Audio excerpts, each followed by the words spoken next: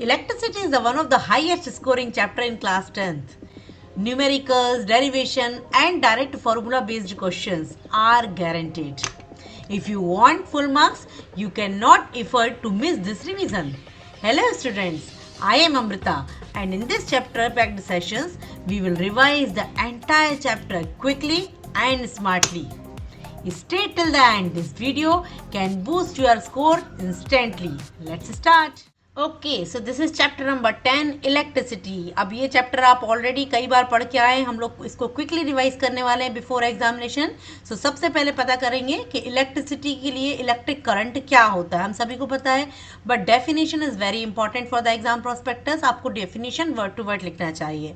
The amount of charge flowing per second through a conductor which is known as electric current. Electric current का formula I is equal to Q upon T, जहां पर I का मतलब होता है current, Q का मतलब होता है charge in coulomb and time का टी का मतलब होता है टाइम. ऐसा unit for that is ampere. You know all about it. 1 ampere is equal to 1 coulomb per second. This is very important. Now charge on 1 electron, एक छोटे से electron के ऊपर कितना चार्ज होता है, that is 1.6 multiply by 10⁻⁻19 coulomb. That is a very tiny value and it is very important. That means billions of electron are needed to produce even a small amount of current. समझ में आई आपको? बहुत सारे electrons मिलकर छोटा सा current बनाते हैं. उसके बाद हमारे लिए है conceptual questions about direction of current. अब हमने करंट के बारे में तो सीख लिया कि करंट क्या होता है, करंट का फ्लो किस तरफ से होता है. ऑब्वियसली कि हमने इलेक्ट्रॉन के बारे में बात करी तो इलेक्ट्रॉन्स आर नेगेटिव, तो नेगेटिव है तो they will move towards positive. So electron actually move from negative terminal to the positive terminal, but by convention we say current follows from positive terminal to the negative terminal. When we talk about like that, we are talking about conventional current.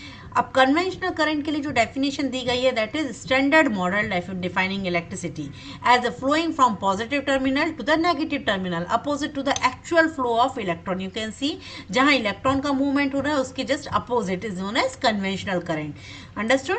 Now इसके बाद है electric circuit क्या होता है. अब circuit के बिना तो कोई भी आपका इलेक्ट्रिक करंट फ्लो नहीं हो सकता है. तो इलेक्ट्रिक सर्किट क्या है, एक तरीके का चारों तरफ से क्लोज्ड पाथ है जिसके थ्रू इलेक्ट्रिक करंट फ्लो होता है. How will you define it? An electric circuit is a closed path through which electric current flows. Very importantly, if circuit is open, current will not flow.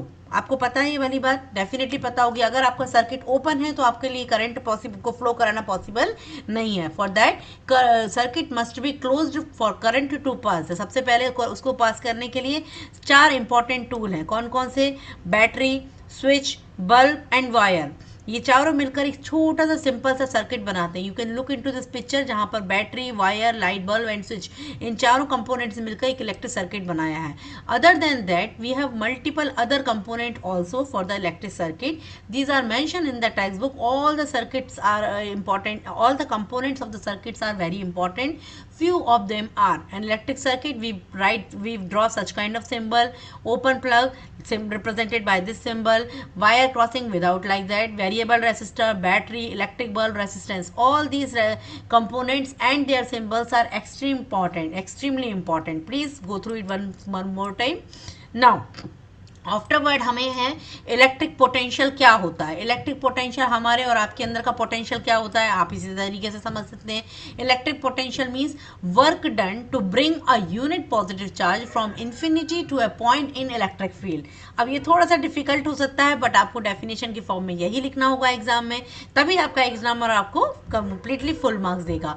But in simple word में अगर कोई पूछे कि electric potential क्या होता है तो you can say it tells us how much electric energy is present at A point. किसी भी एक पर्टिकुलर पॉइंट पर कितनी इलेक्ट्रिकल एनर्जी प्रेजेंट है उसको आप बोल सकते हो इलेक्ट्रिक पोटेंशियल. इसको रिप्रेजेंट करने का भी एक फॉर्मूला होता है बच्चों which is V is equal to W upon Q. V is what? Electric potential. आप उसको साधारण शब्दों में वॉट के नाम से भी जानते हो but it is a electric potential V. W is equal to work done and Q is equal to charge. With the help of this formula you will be able to find it out electric potential. This formula is important for the numerical, so you need to remember this formula. Apart from that, whenever you are getting the answer of this formula you will have to write a unit besides your answer. That unit is known as volt. VOLT, volt. 1 volt, that means 1 joule per coulomb is known as 1 volt. All right. Now what is the potential difference? अभी हमने potential की बात कर ली कि potential क्या होता है, electric potential. अब हमें पता करना है पोटेंशियल डिफरेंस क्या होता है. अब पोटेंशियल डिफरेंस का मतलब अब you can see lower potential in this picture. I have shown you lower potential and higher potential. और इन दोनों के बीच में मैंने एक बैटरी लगाई हुई है. So work done to move a unit charge from one point to the another in a circuit. In easy language, it is a difference in electric potential between the 2 point. Potential difference का मतलब higher potential और lower potential के बीच का difference, जिसको हम battery की मदद से पता कर सकते हैं.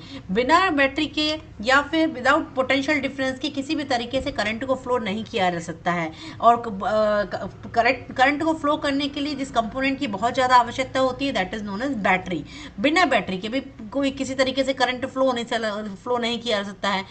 Battery creates a potential difference, and because of that potential difference, current flow. Understood? You can look into this picture where I have put lower potential and higher potential. Because of this, the electron moves and the electricity conducts. Right? Now, for the unit for the potential difference, again we are going to use the same units, volt, V-O-L-T, volt, and represented by symbol capital V. It is measured by a kind of instrument which is known as voltmeter. Now इसके बाद बहुत ज़्यादा important एक topic है जो आप लोग पढ़ के आए हुए हैं, आई एम श्योर, बट इसको रिवाइज करना बहुत इंपॉर्टेंट है क्योंकि इसमें से 100% क्वेश्चन पूछा जाता है, either in the form of definition और in the form of numericals. Guaranteed one question always asked from this Ohm's law. Ohm's law is very important and very easy also. I'm sure आपको ये आता होगा. Let's revise quickly. Ohm's law says current flowing through a conductor is directly proportional to the potential difference across it, provided temperature remains constant. In simple word, more voltage, more current. Less voltage, less current. We represent this by this formula, which V is proportional to I. This sign is known as proportionality sign, right? V is proportional to I. You can see my cursor. V is proportional to I. When we remove this proportionality sign, we put a equal to sign, and whenever we are doing so, we are supposed to put a constant, right? So over here, when we are talking about Ohm's law, we put a constant which is R. Now R is the resistance, which is known as R is equal to resistance, and its unit is ohm. तो Ohm's law के through जो हमें resistance पता चला है वो represent किया जाता है OHM, ओम नाम की यूनिट से. इसके लिए एक स्पेसिफिक काइंड ऑफ सिंबल का भी इस्तेमाल किया जाता है, जिसको हम आगे वाली स्लाइड में कवर करेंगे. But before moving ahead, you just need to remind you, whenever you are writing Ohm's law, you are suppose to write this law exactly in the word whatever they have mention in the text book, and the formula which is given over here. And apart from these two things, you are supposed to always mention that whenever Ohm's law is talking about, we are talking about Ohm's law, we are supposed to write the temperature is always constant and the physical conditions of the conductor will not change. That means they are also constant. If you will write these 2 points with Ohm's law, then only you will get the full marks.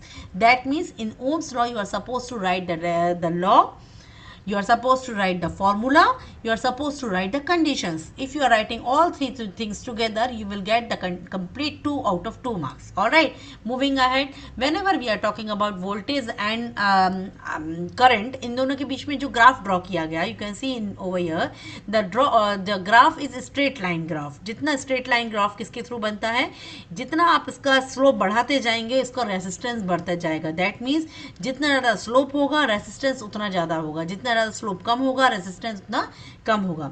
I am sure you understand the word resistance. Resistance को आप हिंदी में बोल सकते हो रुकावट. मतलब कि किसी सर्किट में अगर किसी तरीके का रेसिस्टेंस प्रेजेंट है, that means we are talking about the resistivity or the rukavat. Now the question based on the Ohm's law, I have taken few examples for numerical only, so the rest of the other numericals are already given in the textbook. You are supposed to solve all those numerical before going for examination. Few of them I am revising with you. So the first question is talking about a potential difference of 12 watt is applied across a resistor of 4 ohm. This symbol which I was talking about, ये जो उल्टा U है, ये represent करता है OHM, ओम को. Understood.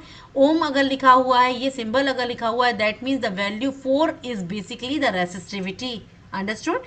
Resistivity of the resistor. Now in this numerical, what we are supposed to find it out? We are supposed to find it out the current, how much current it is passing.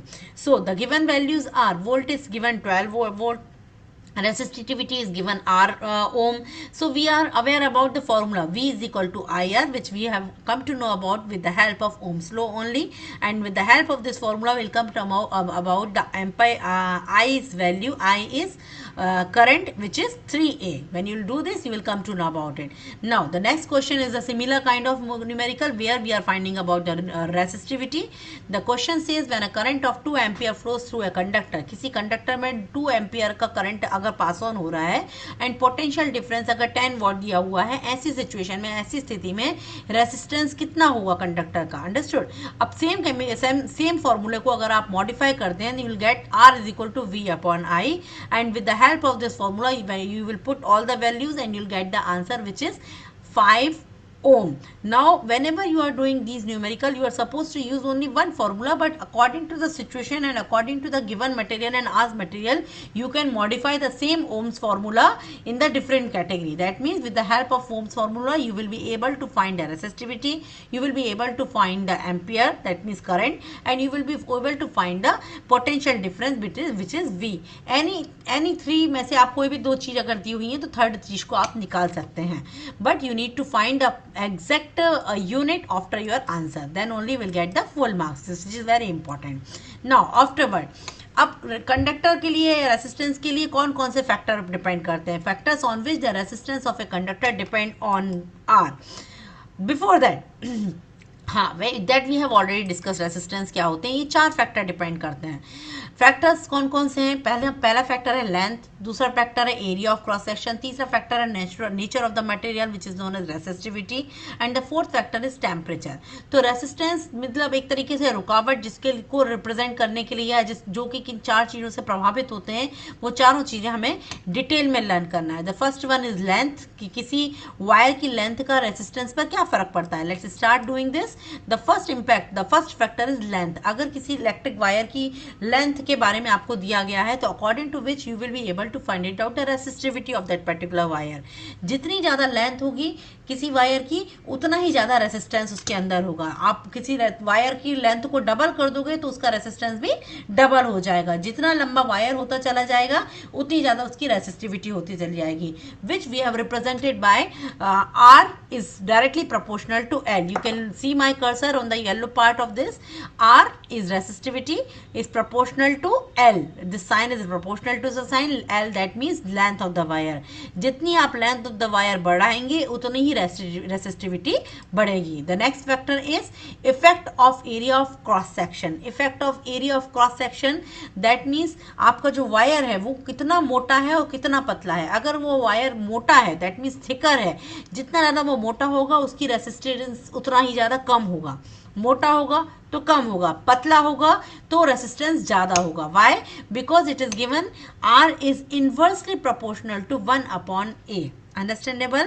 So if the value of A will enhance, the resistance will decrease, or if the value of resistance will increase, the value of cross section area will decrease. That means thicker the wire, less the resistance, thinner the wire, more resistance. Am I understandable to you? I hope so. The next factor is nature of material. अब कोई भी material किस तरीके का है, उसमें किस तरीके की चीजें आपको देखने को मिल सकती हैं, ये सारी चीजें रिप्रेजेंट करती हैं कि रेसिस्टिविटी कैसी होगी. That means capital R is equal to rho L upon A. You can see my cursor.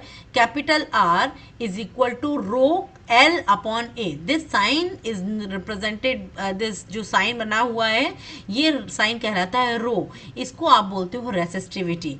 It depend only on the materials. इसकी यूनिट क्या होती है? Ohm metre. Copper has low resistivity, that means it is a good conductor, while nichrome has the high resistivity, that is why it is used in the heater. The question behind this are the logical questions behind this is based on this only. So you are supposed to understand the factor, how the relationship between all of them you are supposed to learn. And the fourth and the last factor by which resistivity can be controlled, which is temperature. As soon as the temperature increase, the resistance will also increase. resistance बढ़ता कब है? अगर temperature बढ़ रहा है तो resistance बढ़ेगा, temperature कम हो रहा है तो resistance भी कम होगा. That means temperature and resistance, both of them are directly proportional to each other. More the heat, more the vibration of atoms. Obviously जितना ज़्यादा आप हीट करोगे, atoms उतने ज़्यादा वाइब्रेट करेंगे, उतना उनका collision ज़्यादा होगा और इसकी वजह से रेजिस्टेंस उतना ज़्यादा बढ़ता चला जाएगा. तो ये चारों फैक्टर्स बहुत इंपॉर्टेंट हैं. Please revise them very properly. Afterward, इन चारों के बाद हमने इसके बाद एक कंक्लूजन निकाला जो कि आप बोल सकते हो formula.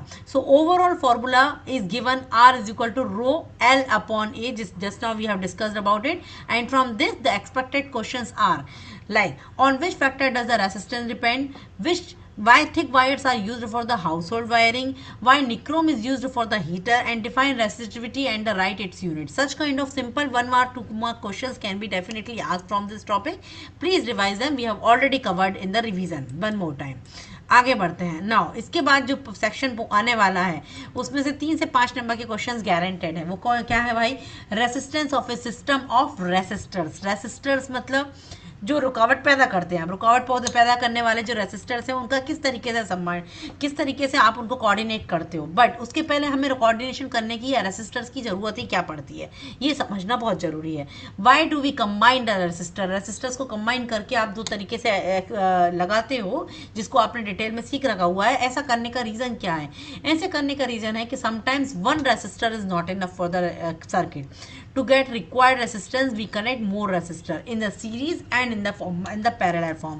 So we are going to revise 2 detailed topic: resistor in series, कि सारे सीरीज में रेसिस्टर्स को लगाया गया है, and resistor in parallel. Alright, now these are important things. So resistor in series is the first thing.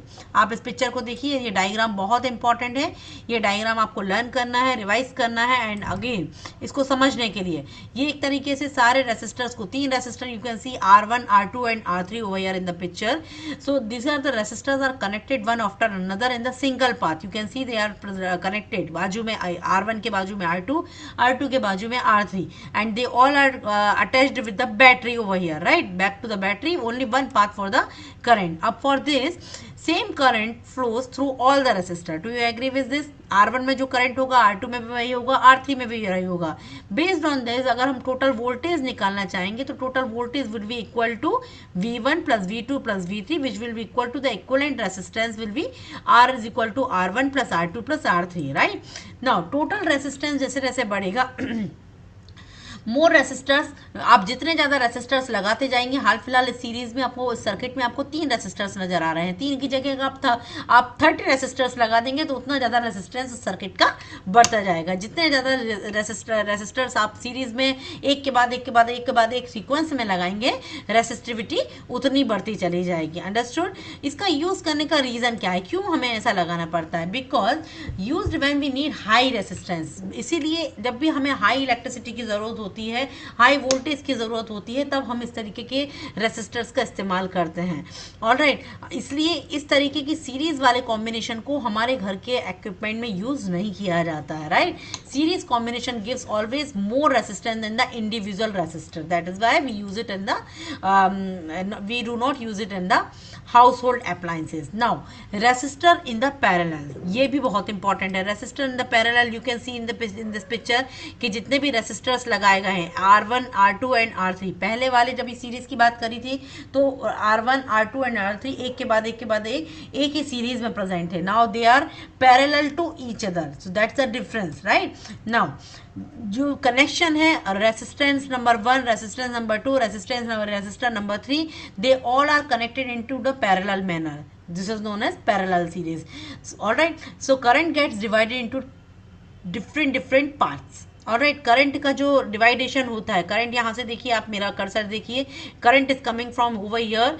The first current is going to R1, then current is going to R3, then current is going to R3. That means current divide होता जा रहा है parallel में divide होने की वजह से same voltage जो है एक पूरे रेसिस्टर में एक सा बना रहता है, same voltage across the each resistor. That means R1 में जितना करंट है उतना ही करंट R2 में रहेगा, उतना ही करंट R3 में रहेगा, उतना ही करंट आगे वाले रेसिस्टर्स में रहता रहेगा. And then will find out the total current. It would be the sum of all individual current. That means capital I is equal to I1 from R1, I2 from R2, I3 from R3. I is equal to I1 plus I2 plus I3. For the same equivalent resistance formula would be 1 upon R would be equal to 1 upon R1 plus 1 upon R2, 1 upon R3. Look into the slide. Parallel combination gives less resistance than the smallest resistor. That is very, very important. It is based on the basis of many important logical reasoning questions. So the first question arises: why the household appliances have the parallel kind of attachment of the all resistor?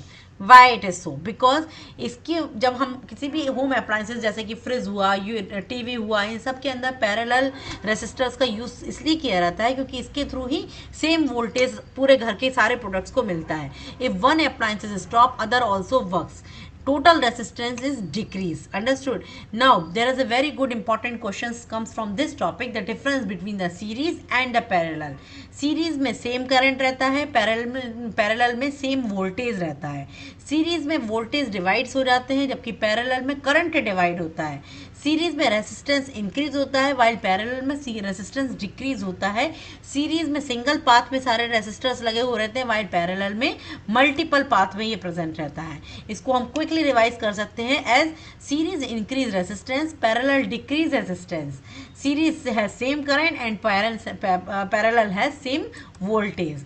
Now ये पूरा chapter हमने फटाफट से quickly revise किया है. इसमें से important questions में से इसी चीज़ को ज़्यादा से ज़्यादातर कई बार पूछा गया है. It has been asked multiple time in the board examination.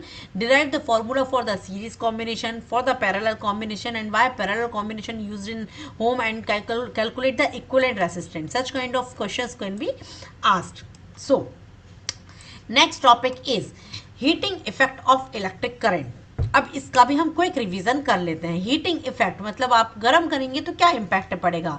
When electric current flows through a conductor, heat is produced. Obviously कोई भी इलेक्ट्रिक कंडक्शन या किसी भी इलेक्ट्रिक कंडक्टिंग करने वाले अप्लायंस को अगर आप गलती से हाथ लगा लेते हैं तो आपको हल्की सी गर्माहट महसूस होती है अपने हाथों में.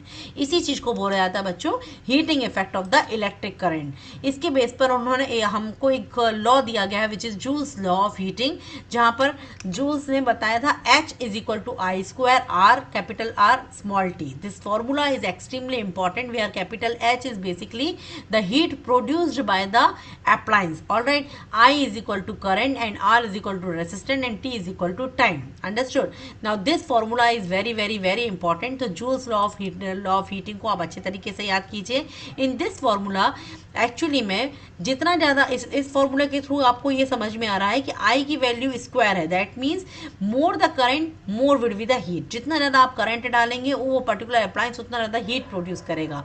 जितना ज़्यादा रेसिस्टेंस होगा उतनी ज़्यादा हीट बढ़ेगी, जितना ज़्यादा टाइम होगा उतना ज़्यादा हीट होगी. That means current, resistance as well as time, all three will increase. Definitely the heat will also increase. Am I understandable to you?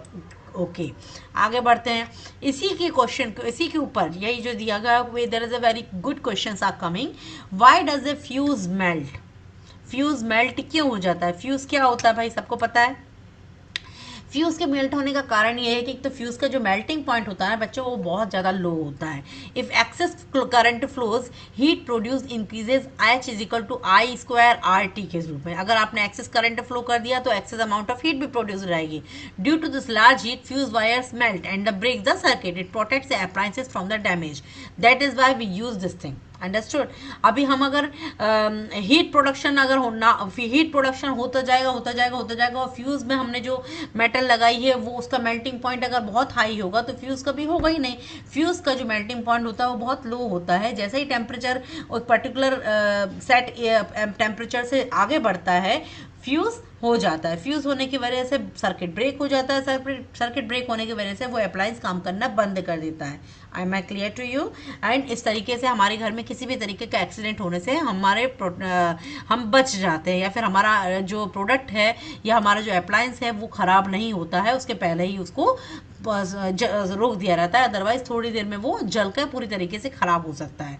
Now why is heater coil made of nichrome? This is also very very important question. Nichrome से मिलकर ये क्यों बना होता है? किसी भी heater में जो कॉइल लगी हुई रहती है वो नाइक्रोम से मिलकर बनी होती है, क्योंकि नाइक्रोम जो होता है वो हाई रेसिस्टेंस होता है, it produce more heat and it has high melting point. अब देखिए, फ्यूज में जो मेटल यूज होती है उसमें लो मेल्टिंग पॉइंट होता है और नाइक्रोम में हाई मेल्टिंग पॉइंट होता है। हाई मेल्टिंग पॉइंट होने की वजह से थोड़े से टेम्परेचर इनहेंस होने के बाद भी वो इजीली मेल्ट नहीं होता है, as well as it does not oxidise, it does not burn easily at the high temperature. That is why heater में हमें, हीटर की कॉइल में हमें नाइक्रोम का इस्तेमाल करना पड़ता है। Excuse me. इसीलिए हमें हीटर में या हीटर की कॉइल के अंदर जो सब्सटेंस यूज किया जाता है वो नाइक्रोम होता है due to its high melting point. Now exam के पर्पज से जो आपके लिए टिप इंपॉर्टेंट है ये याद रखिए, heating effect is useful in heater. Iron that means press, okay, geysers, इन सब में हमें हीटिंग इफेक्ट का यूज देखने को मिलता है, but it is harmful in wires, causes energy loss. Got it? Okay, आगे बढ़ते हैं। इसके बाद हमको practical application of heating effect देखना है। प्रैक्टिकल एप्लीकेशन जैसे कि अभी अभी हमने डिस्कस किया आयरन के बारे में, तो पहला एग्जांपल देखते हैं। देखिए, आयरन का ही दिया हुआ है। इलेक्ट्रिकल अप्लायंसेज, जैसे हमारे सबके घरों में आयरन होती है, it is based on the Joule's law. Joule's law कौन सा था? H is equal to I square R T. याद आया? जितने ज़्यादा ये तीनों चीज़ें बढ़ती थी उतनी ज़्यादा हीट बढ़ जाती थी ना। जूल लॉ के ऊपर प्रेस काम करती है, आयरन काम करता है, हीटर टोस्टर काम करते हैं, ओवन काम करता है, केटल काम करती है। क्यों काम करती है? क्योंकि इसके थ्रू इलेक्ट्रिकल एनर्जी को हीट एनर्जी में कन्वर्ट किया जाता है। अंडरस्टूड?